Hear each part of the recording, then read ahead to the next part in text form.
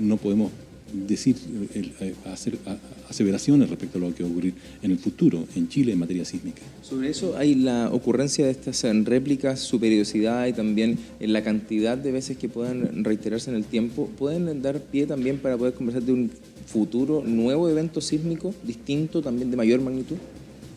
Eso es, claro, es posible, pero nosotros no tenemos la capacidad de poder determinar si eso va a ocurrir o no va a ocurrir. No podemos aceptar esa aseveración y no la podemos negar tampoco.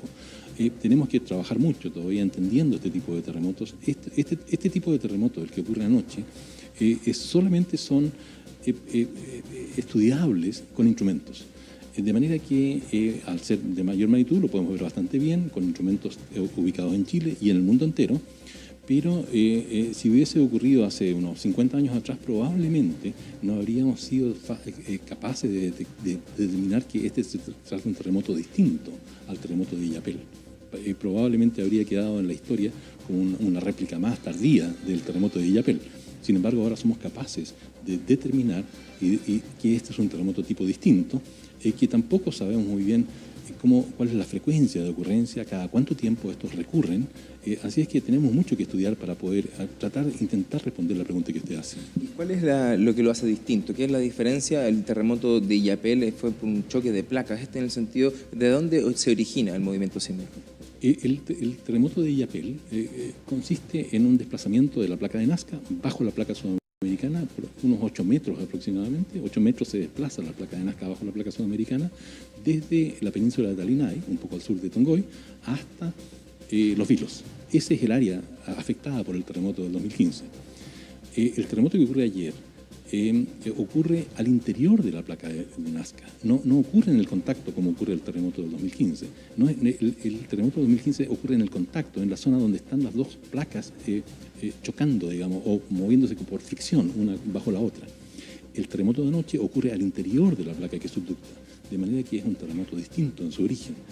Y ahora, ¿qué significa? Eso tenemos que estudiarlo para poder establecer algunos modelos de cuáles son las implicancias del futuro o por qué están ocurriendo ahí. Que se genera al interior de la placa puede dar esa sensación que finalmente de mayor magnitud de este sismo, porque fue muy perceptible para gente de muy alta magnitud, o finalmente eso no tiene derechamente una relación tan directa. Bueno, la intensidad, que es con lo cual se siente el terremoto en la superficie, va a depender no solamente del tamaño del terremoto, que es la magnitud, el tamaño del terremoto, es decir, cuán grande es la falla que se activa y el desplazamiento que ocurre en ella, ese es el tamaño del terremoto. Eso es aproximadamente la magnitud refleja eso. Ahora, depende de dónde uno esté ubicado con respecto a esa fuente, con respecto a esa falla, para saber cómo le va a afectar, cómo lo va a sentir el observador.